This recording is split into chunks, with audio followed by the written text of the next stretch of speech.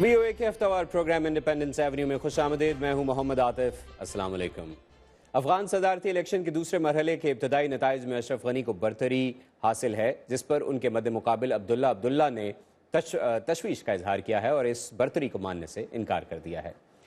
मुल्क के मुतनाज़ा सदारती इलेक्शन के नतीजे में पैदा होने वाले सियासी बहरान पर दोनों उम्मीदवारों से बातचीत करते हुए अमरीकी वज़ीर ख़ारजा जॉन कैरी ने जोर दिया है कि जब तक हतमी नताइज नहीं आ जाते कोई भी उम्मीदवार कामयाबी का ऐलान न करे।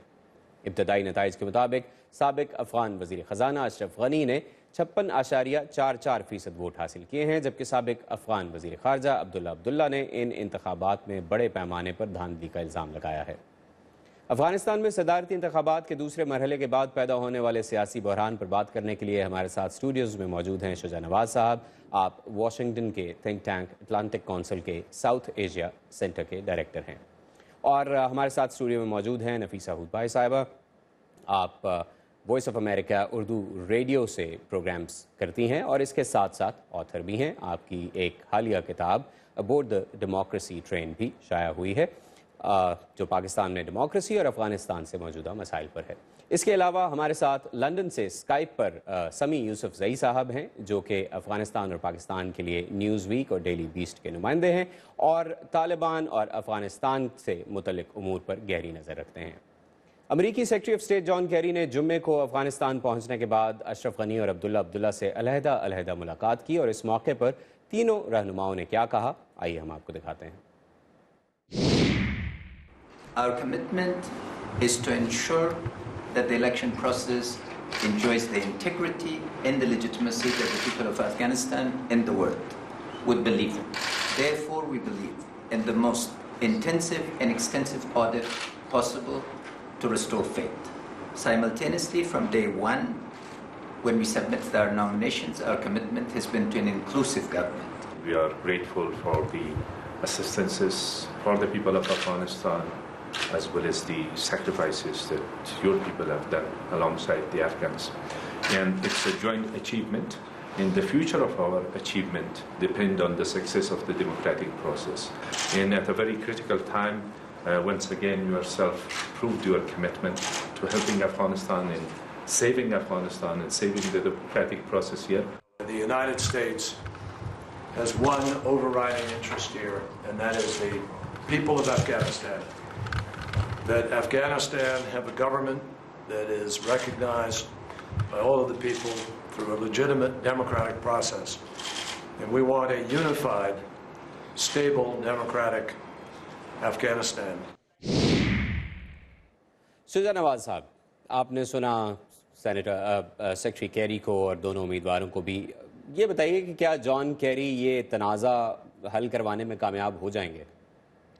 मैं समझता हूँ कि ये हल जो है वो अफ़गानिस्तान से निकलेगा, और इसके दो पहलू हैं। एक तो ये कि आईनी तौर पे क्या फ़ैसला होगा, क्योंकि कुछ कवानीन हैं उनके इलेक्शन प्रोसेस के जो कि उनके सामने है, लेकिन अब उन्हें फ़ैसला ये करना होगा कि आया कि ये जो ऑडिट प्रोसेस है, जो आईनी सिलसिले का एक जुज़ है, ये जुलाई की 22 तारीख़ तक मुकम्मल हो सकेगा या नहीं। सबसे पहला फ़ैसला ये होगा कि जुलाई 22 की तारीख़ जो है वो आगे बढ़ा सकते हैं या नहीं। मैं समझता हूँ कि ज़रूर बढ़ा सकते हैं, लेकिन अगस्त की 2 तारीख़ जो कि इनॉग्रेशन की डेट है, उसको ज़्यादा आगे नहीं बढ़ा सकते, इसलिए कि बहुत और चीज़ें फिर आगे आ रही हैं। मसलन नेटो की मीटिंग है और फाइनेंस मिनिस्टर्स की मीटिंग है, तो असिस्टेंस जो है, एड फ़्लो है, वो उस पर मुनसर होगा कि ये फ़ैसला क्या होता है। दूसरा जो है वो सियासी हल है, कानून और आइन से हट के, और वो ये कि दोनों फरीक़ैन आपस में बैठ के क्या फ़ैसला करते हैं। अब उसमें कहा जाता है कि अमेरिका ने दोनों तरफ काफ़ी ज़ोर दिया है कि आप मिल बैठ के फ़ैसला करें, लेकिन मैं समझता हूँ कि जब 2 राउंड्स हों इलेक्शन के, तो हार और जीत का फ़ैसला ज़रूर होना चाहिए। अब ये नेशनल यूनिटी गवर्नमेंट की जो बात हो रही है, ये शायद नामुमकिन हो, इसलिए कि अपोजिशन भी बहुत ज़रूरी है अफ़गानिस्तान की जमहूरियत के लिए। राइट। समी यूसुफजई साहब, अशरफ गनी पहले मरहले में तो अब्दुल्ला अब्दुल्ला से बहुत पीछे थे, ये दूसरे मरहले में यकदम इतनी तब्दीली कैसे आ गई, इसकी क्या वजह हो सकती है? دیکھیے اس میں بنیادی وجہ یہ ہے کہ پہلے راؤنڈ میں جو ٹوٹل 10-11 جو کینڈیڈیٹ تھے اس میں سارے کے سارے عبداللہ کے بغیر سارے کے سارے پشتون تھے، اور دوسرے راؤنڈ میں چونکہ ایک پشتون اور ایک نان پشتون کا مقابلہ تھا، تو ظاہری بات ہے کہ افغانستان میں جو میجارٹی جو لوگ ہے، جو پاپولیشن ہے، وہ پشتون سے منسلک ہے۔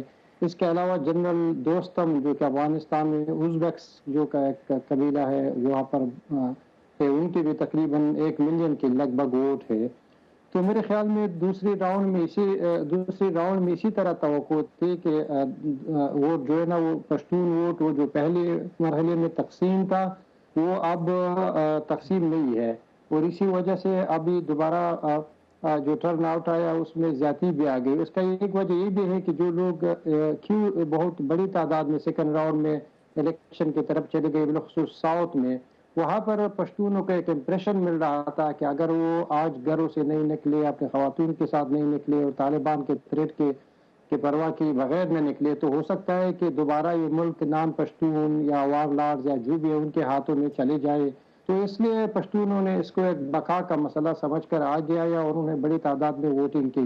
لیکن اس میں بھی کوئی شک نہیں ہے کہ پورے افغانستان میں ریگنگ ہو گئی ہے، لیکن کچھ علاقوں میں ایسے ریگنگ ہو گئی ہے جہاں پر کافی تشویش پایا جاتا ہے، جو کہ زیادہ تر اشرف غنی صاحب کے علاقے ہے، ساؤتھ میں، خوست میں، پکتیا میں اور گردیز میں، جو کہ ٹریڈیشنل پشتون علاقے ہیں، لیکن یہاں پر سرپرائزنگلی کچھ علاقوں میں تو خواتین سے مردوں سے زیادہ خواتین کا ٹرن آؤٹ نکلے یا ٹوٹل پاپولیشن سے زیادہ ووٹ ڈالے گئی ہے۔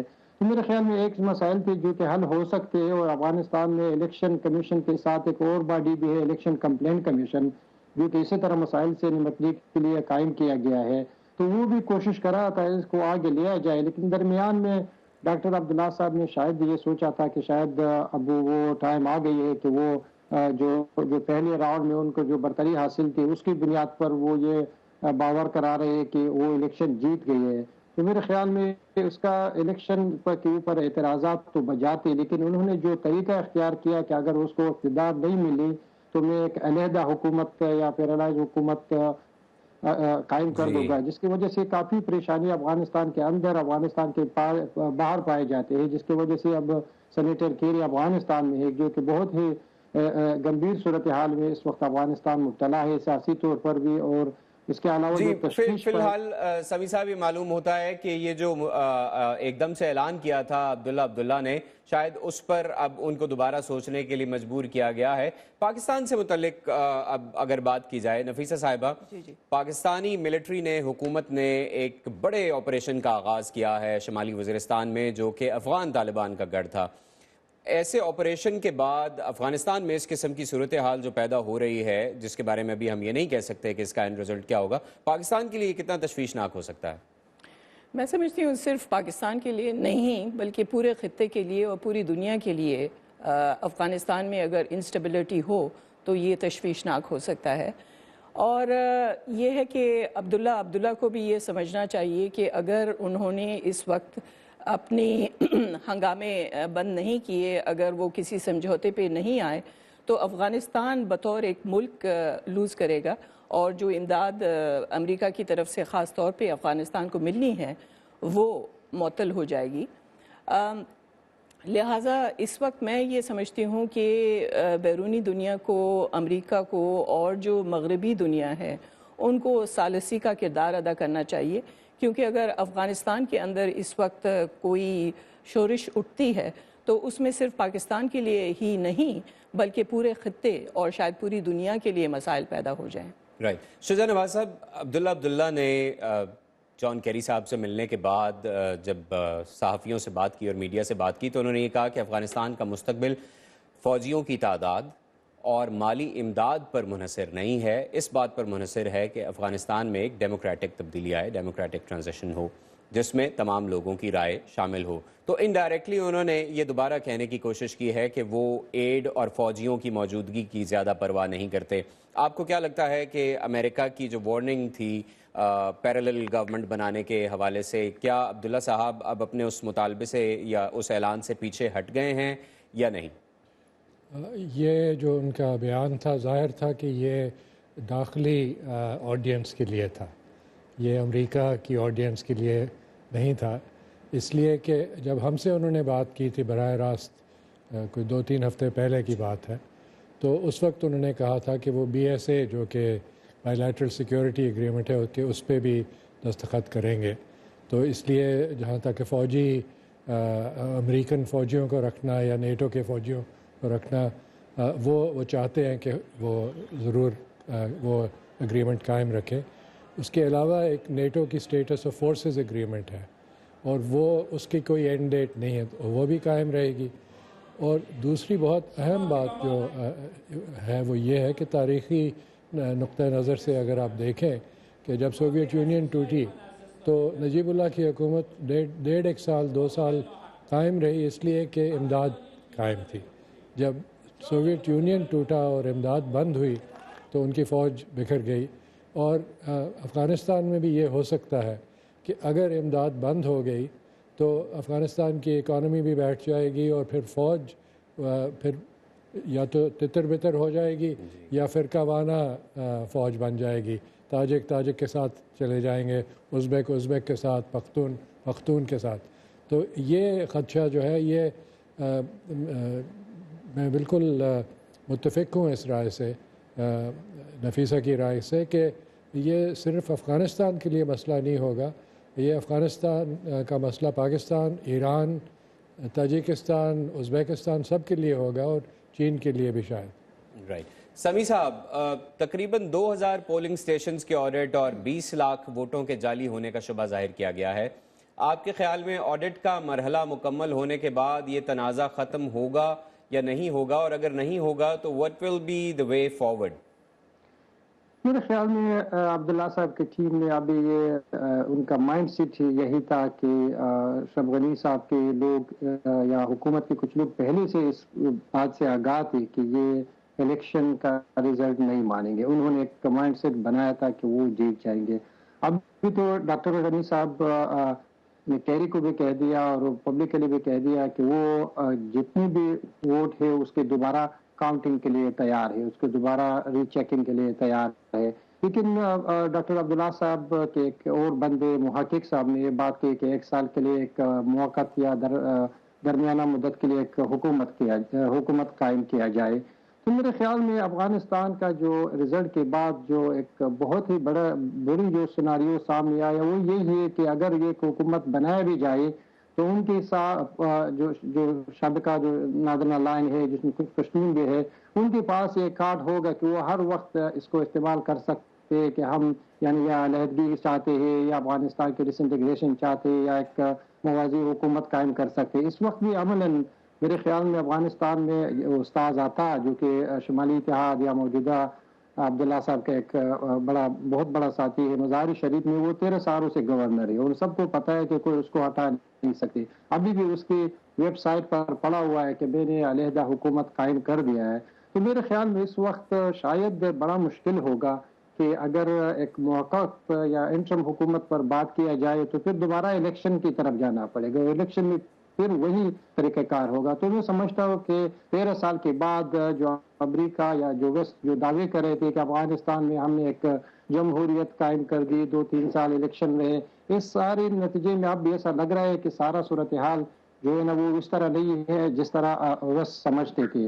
اور میرے خیال میں افغانستان ایک بربادی کی طرف جا رہی ہے، اور اگر ایک سولوشن نہیں لیا گیا تو بڑا مشکل ہوگا. رائٹ. جیسے آپ نے کہا ہے سمیع صاحب کہ 13 سال کے بعد بھی حالات ویسے نظر نہیں آ رہے جس کا دعویٰ کیا گیا تھا. نفیسہ صاحبہ، مجھے آپ کی کتاب کا وہ چیپٹر یاد آ جاتا ہے جس میں آپ نے پوسٹ رشیا وار سینیریو کا ذکر کرتے ہوئے کابل کے رہائشیوں کا بھی ذکر کیا اور کہا ہے کہ وہ بیٹھتے تھے کابل میں آ کے گلیوں میں اور پہاڑیوں کی طرف دیکھتے تھے کہ کس دن مجاہدین ان پہاڑیوں کو کراس کر کے کابل میں پہنچیں گے. تو کچھ پاکستان میں بعض حلقوں نے یہ خدشات ظاہر کیے ہیں کہ افغانستان ایک بار پھر پوسٹ رشیا وار سینیریو کی طرف جا رہا ہے. ایسی صورت میں افغانستان میں جیسے شجاع صاحب نے کہا کہ بغیر فائنینشیل ایڈ کے افغانستان کی ملٹری اور افغانستان سروائیو نہیں کر سکتا، ویسے ہی جو اسٹریٹجک ایڈ ہے جیسے ملٹری ایڈ ہے اور ٹروپس کا وہاں رہنا ہے وہ کتنا ضروری ہے افغانستان کے لیے؟ میں نہیں سمجھتی ہوں کہ ٹروپس کا رہنا اتنا ضروری ہے جتنا کہ امریکہ کا کوئی ثالثی کا کردار ادا کرنا، کیونکہ ٹروپس بذات خود ہو سکتا ہے کہ وہ کوئی بھی پسند نہ کرتا ہو افغانستان میں. ٹروپس کافی عرصے تک رہے ہیں. اب مسئلہ آ گیا ہے، اب جو ہم فیز میں آ گئے ہیں وہ ہے ایک سیاسی سیٹلمنٹ کا. لہٰذا اس وقت دنیا کو یہ کام کرنا چاہیے کہ 80 کی دہائی کی جو غلطیاں تھیں، جس وقت آپ بھی جانتے ہیں کہ سوویت یونین وہاں سے نکلا اور مجاہدین آپس میں لڑنے لگے، جس کے بعد طالبان نے فائدہ اٹھایا. ابھی بھی بہت نظر آتا ہے کہ اگر عبداللہ اور اشرف غنی کے درمیان لڑائی ہو تو جو جنگجو قوتیں ہیں افغانستان کے اندر وہ ہو سکتا ہے برسر اقتدار آ جائیں. لہٰذا فوج کے ذریعے یہ معاملہ حل نہیں ہوگا. میرا یہ خیال ہے کہ اس میں سفارتی کوششوں کو تیز کرنے کی ضرورت ہے، نہ صرف امریکہ کی طرف سے لیکن خطے کے جو ممالک ہیں ان کو بھی سامنے آنا پڑے گا. ایگزیکٹلی. اور خطے کے ممالک کی بات کرتے ہیں شجاع صاحب. ایران، پاکستان، چائنا، انڈیا تو آلریڈی کافی کچھ کر رہا ہے افغانستان میں، لیکن انڈیا کے لیے شاید اگر یہ کوئی تنازع کھڑا ہوتا ہے تو مشکل ہو جائے گا اتنی پریزنس برقرار رکھنا. کیا ایران اور پاکستان کے لیے یہ ممکن ہوگا کہ وہ اس صورتحال میں کوئی زیادہ بڑا اور بہتر رول ادا کر سکیں؟ سب سے پہلے تو یہ کہ اگر وہ دخل نہ دیں، اور پاکستان نے خاص طور پہ پچھلے کچھ مہینوں سے پبلکلی یہ اعلان کیا ہے کہ انہوں نے کوئی فیورٹ نہیں اس الیکشن میں رکھا. پاکستان کے لیے ایک بہت بڑا خطرہ ہے، وہ یہ کہ اگر افغانستان میں ہنگامہ مچتا ہے تو پھر ریورس سینکچری پیدا ہو جاتی ہے، جو اب بھی پیدا ہو چکی ہے. فضل اللہ کنر یا نورستان میں جو پناہ لے کے بیٹھے ہوئے ہیں، اسی طرح باقی تحریک طالبان اور دوسرے بھی ملیٹنٹس جو پنجابی طالبان سمجھ لیں یا دوسرے بھی جو ہیں اور فورن فائٹرز جو ہیں وہ بھی افغانستان میں جا کے پناہ لیں گے، کیونکہ افغانستان کی حکومت کے پاس اتنی قوت نہیں ہوگی کہ وہ ان کو وہاں سے نکال سکیں. اور پھر طالبان جو ہے وہ بھی تیار ہیں، انتظار کر رہے ہیں کہ حکومت بیٹھے اور ہم اس خلا کو پورا جا کے کریں تاکہ ہم جا کے پھر کابل پہ حکومت کریں. یہ ہمارے سابق پاکستان کے جو آرمی چیف تھے جنرل کیانی، ان کا کہنا تھا کہ اگر طالبان واپس آ گئے کابل میں تو یہ افغانستان کے لیے بہت برا ہوگا اور پاکستان کے لیے اس سے بھی زیادہ برا ہوگا. رائٹ.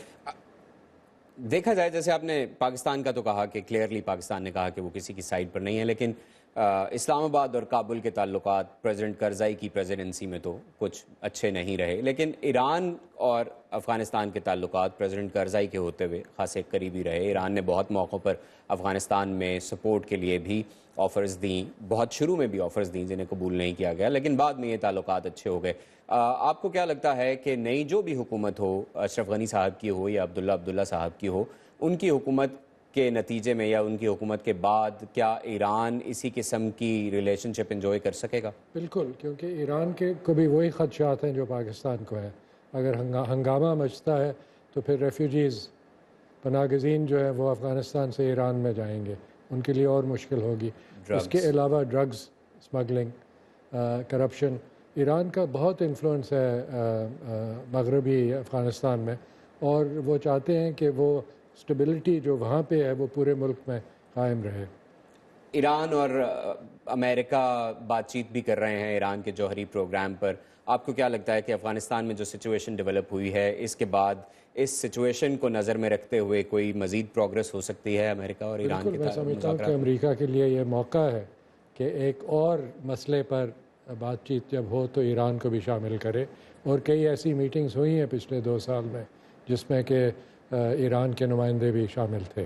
رائٹ. سمیع یوسفزئی صاحب، پاکستان کے مقابلے میں ایران کے کابل کے ساتھ تو تعلقات بہتر رہے ہیں، اور ہم نے اس تعلق کا ذکر بھی کیا ہے جو کہ صدر کرزئی اور ایران کی سیاسی لیڈرشپ کا رہا.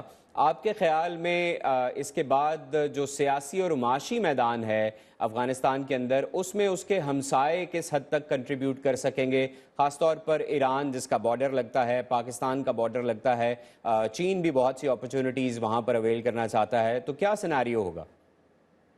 خیر اس وقت اگر دیکھا جائے پاکستان کا سب سے زیادہ جو ٹریڈ جو ایکسپورٹ ہو رہی ہے وہ افغانستان کو ہو رہی ہے. اسی طرح کراچی پورٹ کو افغان بزنس مین استعمال کرتے ہیں، اسی طرح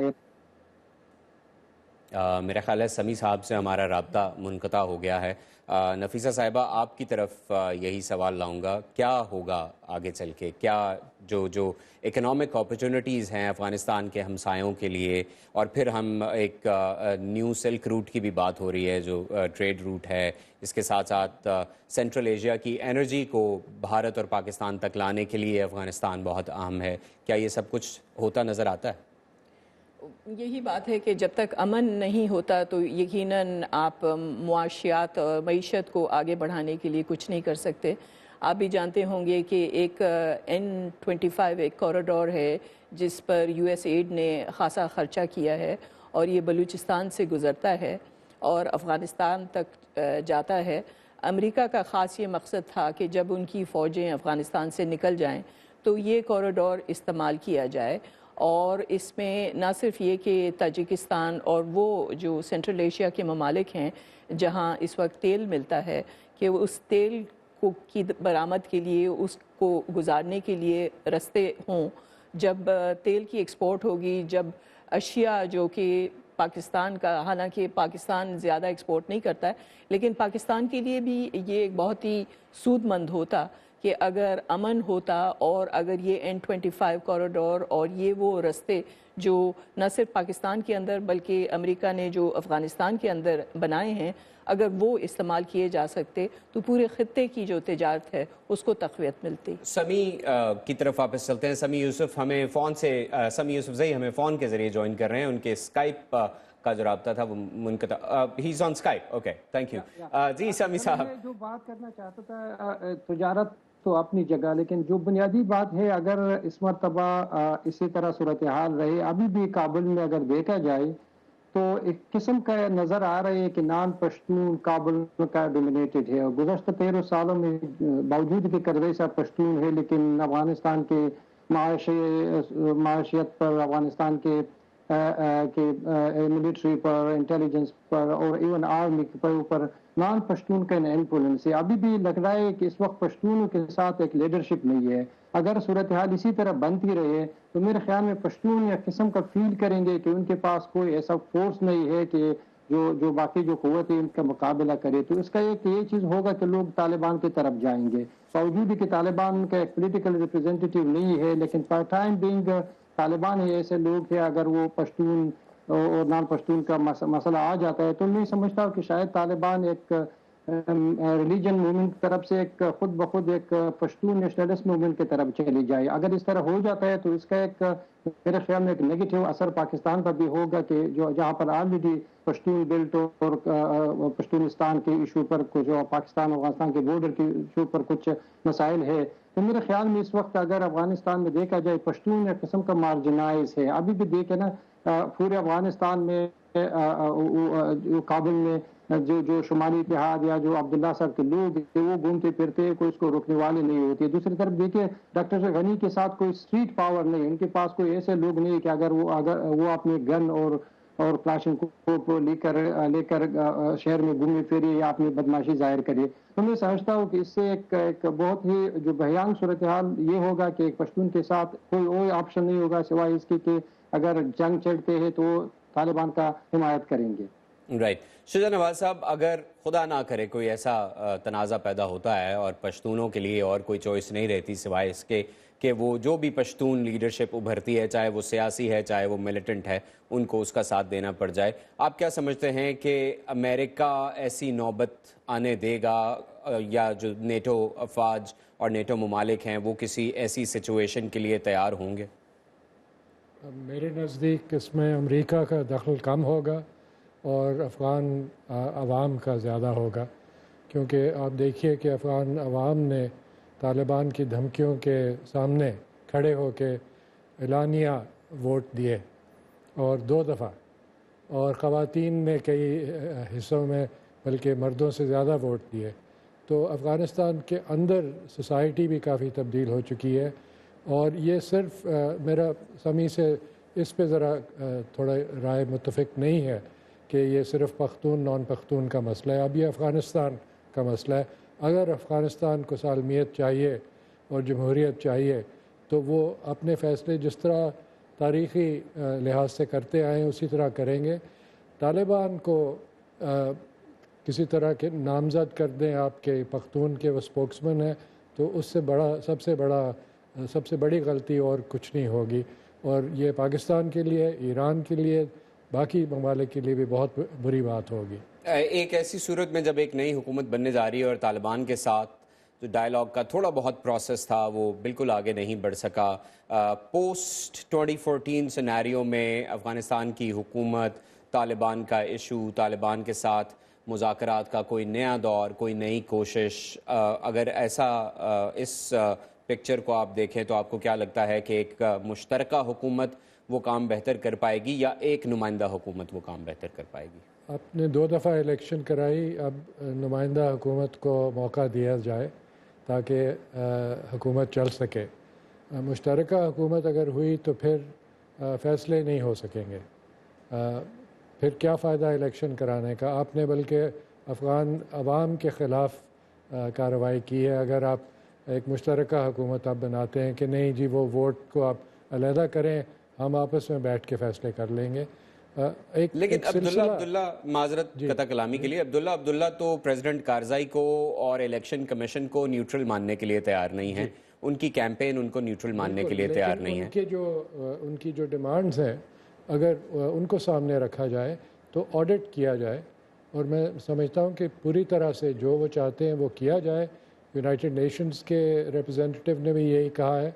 अब फ़र्क जो है वो कि कितने पोलिंग स्टेशंस में, 8,000 में या 11,000 में, वो वक्त का तनाज़ा है। अगर जुलाई 22 या 28 या 31 तक भी अगर आप डिले कर दें अनाउंसमेंट, तो वो ऑडिट कर लें और जितने वोट हो सके आप ऑडिट करके और फिर फैसला कर दें।